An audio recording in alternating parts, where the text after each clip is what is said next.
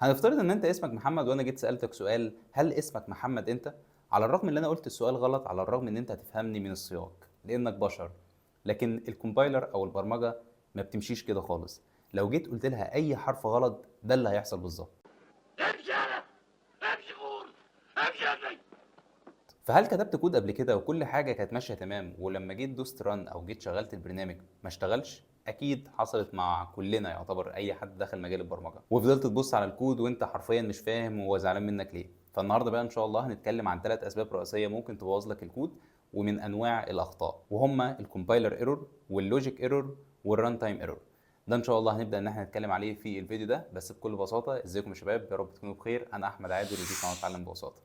النهارده بقى تعالى نشوف اول نوع من انواع الاخطاء اللي عندنا، وهو الكومبايلر ايرور. كلمه كومبايلر اصلا في البرمجه معناها المترجم، اللي هي وظيفته بكل بساطه ان بياخد الكود بتاعك باي لغه انت هتكتبها ويحولها للصفر والواحد، اللي هي لغه الماشين او لغه الاله اللي هتقدر تفهمها. الكومبايلر ايرور بقى بكل بساطه بيحصل ازاي؟ بيحصل في حاله ان انت كتبت سنتاكس غلط. ايه فكره السنتاكس دي؟ دي قواعد اللغه اللي هي بتفرضها علينا لما نيجي نتعلمها او لما نيجي نكتب بيها ان احنا نستخدمها.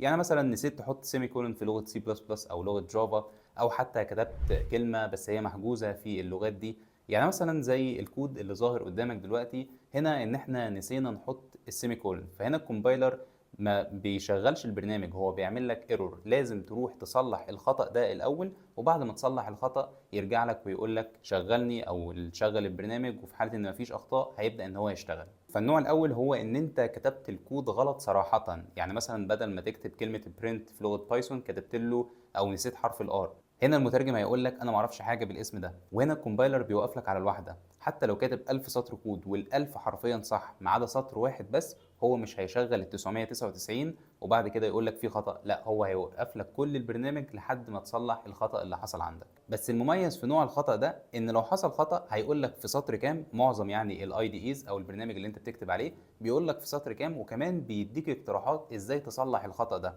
لو نسيت السيمي كولون، هنفترض عشان ده مثال بسيط يعني، هيقول لك والله انت ناسي السيمي كولون عندك في سطر 18، روح صلح السيمي كولون او اكتبها وبعد كده البرنامج هيشتغل. فدي الحاجه المميزه من الخطأ ده.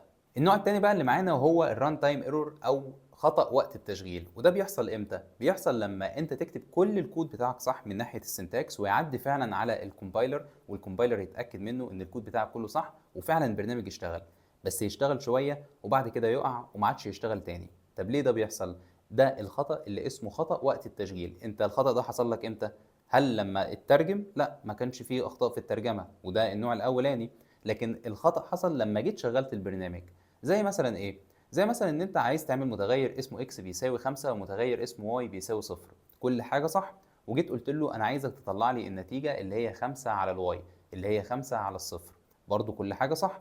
لما جيت شغلت البرنامج بقى، هنا حصل ايه؟ قال لك لا، انا ما اقدرش اطبع او ما اقدرش اطلع نتيجه 5 على الصفر. ليه؟ لان ما ينفعش اقسم اي رقم على الصفر. هنا بيحصل خطأ، واي كود انت كاتبه بعد الامر ده مش هيشتغل غير لما تصلح الخطأ ده الاول. يبقى بكل بساطه هو اشتغل في الاول فعلا، بس لما شاف ان انت عايز تقسم 5 على الصفر قال لك لا، انا هقف لحد هنا، انا مش هقدر اكمل غير لما تصلح لي الخطأ ده. هتيجي تقول لي طب انا هعرف منين الاخطاء دي؟ هقول لك يا باشا، من كتر التمرين ومن كتر التطبيق هتقدر ان انت تعرف الاخطاء دي، ومن كتر لما انت تشوف الاخطاء. وطبعا هنقول برضو شويه يعني جايد لاينز كده، او شويه حاجات ارشادات مثلا، وليكن ازاي تعرف تصلح اي خطأ يظهر لك. اما بقى بالنسبه لنوع الخطأ الثالث والاخير وهو من اهم الانواع، وهو اللوجيك ايرور.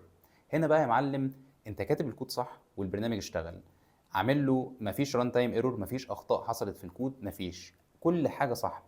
المشكله هنا ان النتيجه اللي في دماغك انت مش لقيتها موجوده. مثلا عايز اطبع واحد زائد واحد، فالمفروض النتيجه اللي انا متوقعها اللي هي الصح اتنين، صح؟ بعد ما دوست ران لقيت رقم سبعة، فانت عمال تقول هو سبعة ده طلع لي منين؟ هو انا مش بجمع واحد زائد واحد؟ امال سبعة دي طلعت منين؟ هنا اسمه بقى الخطأ المنطقي او اللوجيك ايرور. ودي بتبقى الاخطاء اللي بالنسبه للبشر، الكومبايلر هو لا يعرف واحد زائد واحد ولا ليه دعوه بالكلام ده. هو عايز بالظبط ان هو كود مكتوب صح، فخلاص انا هشغل الكود. الران تايم ايرور، مفيش اخطاء حصلت وقت التشغيل. لكن هنا اللي حصل ايه؟ اللي حصل ان النتيجه انت مش متوقعها. وهنا بقى انت ولا هتعرف ان الكومبايلر يساعدك يقول لك في خطا حصل في سطر كذا، ولا الران تايم ايرور حتى هيوضح لك ان في خطا، ولا اي حاجه. فهنا بقى عشان تحل الخطا ده انت بتعمل ايه؟ انت حرفيا بتفضل تتبع الكود بتاعك حته حته او خطوه خطوه عشان تقدر تشوف هو ليه واحد زائد واحد طلع لي بسبعه، المفروض يطلع لي باتنين. حلو. مثال تاني، لو انا عايز اجيب المتوسط بتاع الارقام، المتوسط ده بكل بساطه في الرياضيات يعني ان هي مجموع الارقام على عددهم. مثلا انا عندي 5 طلاب، والخمس طلاب دولت كل طالب ليه درجه معينه. عشان اعرف متوسط الطلاب عندي بكام، فبشوف كل طالب جاب كام درجه، وبعد كده اجمع الدرجات كلها واقسمهم على عدد الطلاب. هنفترض ان احنا عندنا 5، فهقسمهم على الخمسه. هنا بنجيب المتوسط. فممكن هنا اعمل متغير اسمه افريج، او اي اسم ايا كان، واقول له 10 زائد 20 زائد 30 زائد 40 زائد 50، هقسمهم على الخمسه. رحت كاتب الكلام ده. هنا النتيجه هتطلع غلط، على الرغم ان الكومبايلر ايرور ما اعترضش، الران تايم ايرور مفيش اي اخطاء، مفيش اي اخطاء، بس النتيجه طلعت غلط. ليه؟ لان بكل بساطه لازم بس احط الاقواس ما بين الارقام اللي انا هجمعها والرقم اللي انا هقسمهم عليه، او قسمه 5 يعني. طيب هتعرف منين اصلا اللوجيك ايرور ده؟ زي ما قلت لك برضو، من كتر التطبيق والتمرين هتقدر ان انت تعرف والله لا ده ممكن في هنا هيحصل خطأ، ده انا هجرب الحته دي، طب انا هروح ابحث جوجل مثلا وليكن، او هبحث عن حاجه زي دي. فهتلاقي ان انت تقدر ان انت تحل الاخطاء، وبعد كده ان شاء الله هيكون عندك يعني مناعه من فكره الاخطاء. مش هقول لك ان انت مش هتغلط تاني، هقول لك لا، ان انت هيكون عندك مناعه بس من الاخطاء.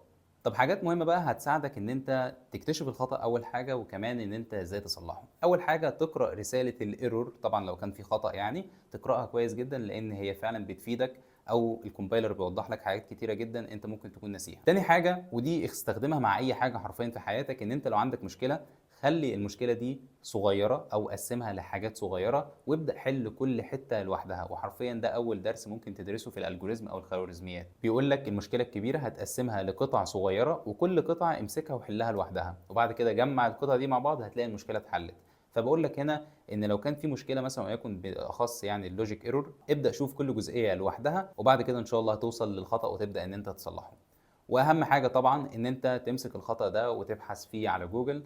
هتلاقي في ناس كتيره جدا ظاهر لها نفس الخطا، وهتلاقي في ناس بتساعدك ان انت تحله، او هم اصلا حلينه يعني، وتبدا ان انت تشوف حل الخطا ده. وطبعا اكيد شات جي بي تي بقى وادوات الذكاء الاصطناعي اللي موجوده حاليا تقدر ان انت تبعت لها الخطا وتقول لها كمان فهميني الخطا ده حصل ليه وايه اللي حصل هنا. فبس كده، ده بالنسبه للكومبايلر ايرور، للران تايم ايرور، وكمان لللوجيك ايرور. دي كل حاجه الصراحه انا كنت حابب ان انا اقولها في الفيديو ده.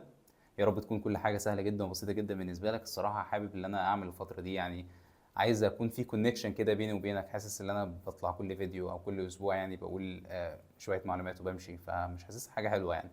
ده اللي بفكر فيه الصراحه الفتره دي. فيعني معرفش انت اصلا هتكون وصلت للحته دي في الفيديو ولا لا، بس انت لو وصلت لها فيعني الصراحه هكون مبسوط قوي يعني.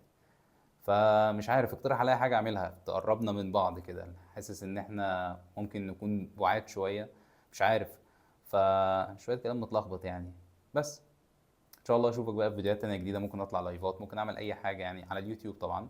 فحاول ممكن تقولي رايك مثلا في الكومنتات او كده. يا رب تكون كل حاجه سهله جدا وبسيطه جدا بالنسبه لك، وان شاء الله اشوفك في فيديوهات تانية جديده.